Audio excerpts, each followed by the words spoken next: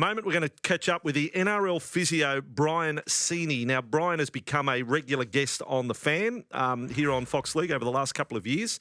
He is our injury analyst. Before we speak to Brian, just check any ailments you want to check, like that finger. We said... Yeah, I don't think you can fix that finger, but I do have a bodgy shoulder. A bodgy shoulder? Yeah. Okay. Yeah, big problem with my neck. With your neck? Yeah, terrible. I get it fixed and it comes back all the time. I'd like to know why it comes back when it's fixed. Right, okay. Your neck you're talking about. Neck, yeah. Not that rash. Yeah. I don't think physios have anything to do with skin Rash ailments. can do everything. They can do. Lizzie Steep was very good. With skin ailments? Everything. Any problem. Dermatology? She was just... And some motherly advice. She could have been a doctor, Lizzie. She just knew everything. Every injury she just got on top of. All right, let's. We've been to Ben Ikin up in Queensland. We're staying in Queensland right now. Brian Seeney is part of a very successful sports physical practice at Capalaba outside over in Wynnum Way. Come in NRL Physio. How are you? Good, guys. How you going? And if you want to follow Brian, we're very well. If you want to follow Brian on Twitter at NRL Physio. First of all, can you help either of these two gentlemen with me today? The neck problem, the blocker, and the shoulder for Fletch. Just looking at it.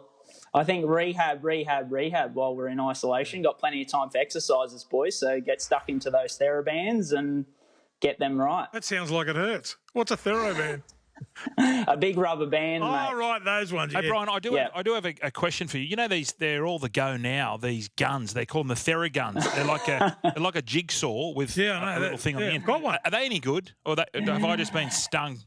Look, I think they're the new Instagram phase, I think, Fletch. But, look, in terms of trying to replicate what most people want them for, they're probably not fantastic. Good to increase blood flow and maybe after a big gym session or something like that, but they're certainly not miracle workers, unfortunately. Now, Brian, you provide a service as a physiotherapist to the punters, to members of the public, and now rugby league players sort of find themselves in that same situation. They have to do, you give them, they come and have their appointment with you and they get a list of instructions. These are the exercises you have to do or rehab you have to do before we meet the next week. Now, there's a lot of players in that boat right now that won't have as regular contact with a physio and will have a list of things they have to diligently do. Tough assignment for those players? Big time. And I think we were talking to a few colleagues the other day and saying that it's really going to sort of separate the good trainers from the bad trainers because, as you said, look, they kind of have to rely on their own motivations to get, whether they're rehabbing or even just training, you know, they're going to be left to their own devices mostly. I think the NRL came out today and said those guys who are in rehab can be visited by the physio at their own home. So they'll get some contact there in terms of guiding their rehab and stuff like that. But at the end of the day, it's going to be down to the players to, they don't go into the club every day and get put through their paces. They're going to have to do it themselves. So I think once the competition starts back up, you'll see kind of the players who have committed themselves more during this time and others who maybe haven't as much. Brian, it would amaze you, I'd imagine, rugby league players playing with injury. What's some of the worst ones you've seen where blokes where you think, mate, you'll be off for 4 weeks, he comes back after one?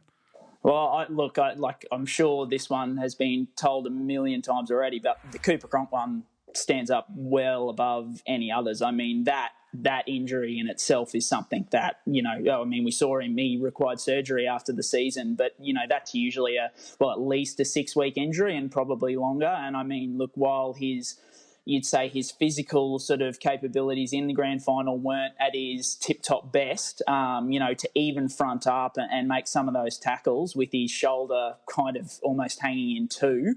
That's definitely the one that stands out because that was just, when that came out after the grand final, I don't think anyone could believe it in the medical industry, that's for sure. 2 rounds of football, we've already had some serious injuries. In fact, we had serious injuries even before a ball was kicked this year. Ryan James and the like players out for the year. Reid Marnie is one from Parramatta who has been a guest on Fox League Live. Now, Reid suffers the broken foot and has been able to undergo surgery. What's ahead of Reid right now?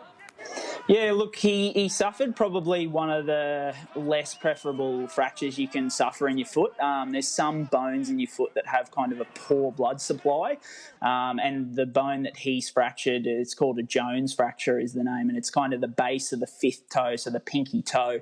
It does have a poor blood supply, so it can take a little bit longer to get right.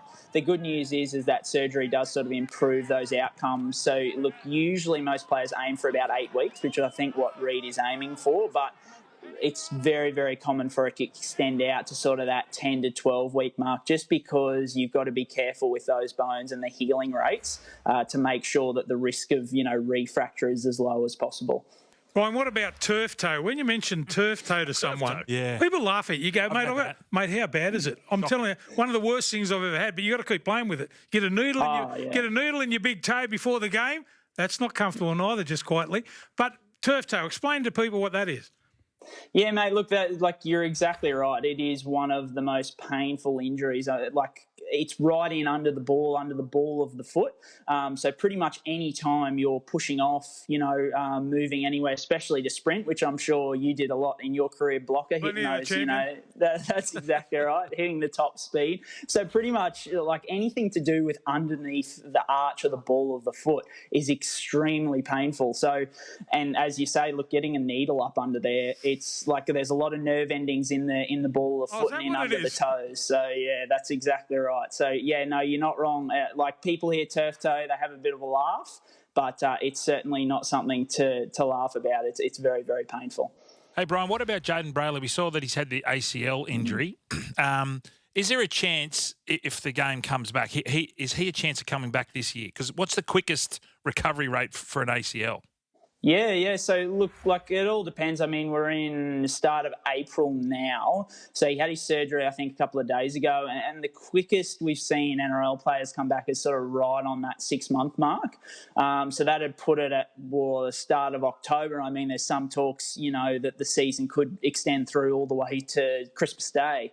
So if everything goes perfectly right and, the rehab goes well and stuff like that, he could potentially return in round 7 or 8, which sounds weird to say. But, look, one of those ones where he suffered the injury, got checked over a couple of times by the medical staff and thought it was all good, but unfortunately scans have ended his regular season, but he might be able to come back if everything goes right. But, usually with those ACLs, teams are very hesitant to sort of rush guys back unless everything goes right. And even more so, getting back to what we first spoke about, that he's not getting the same level of treatment. Absolutely. It's going to be a really tough time. We don't know how. Look, you're back on The Fan this week. The topic we're talking about on Tuesday night, 8 p.m. on The Fan, is concussion.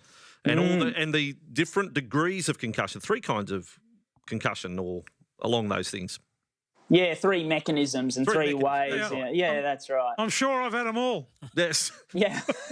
Brian Sini at NRL Physio. If any fans of the game have questions to ask, they can fire it to you, and you're only too happy to respond back. I was going to say I've got all the time in the world at the moment, bosses. Can I ask one more question, Brian, before you go? Of course. Has Vossi mentioned that an NRL club had asked you not to report on their team's injuries? Has any other club reached out for you to actually employ you as a physio? No. Look, I think they've got more than capable physios at their clubs. I'm happy out where I am. Okay. So I'll ask you a question. If they did, would you? No, mate. Look, to be perfectly honest with you, to make sure everybody, just in case anyone's attacking me, that I'm trying to. Okay. Yeah, no, I'm staying away. Would you get involved with Fletch?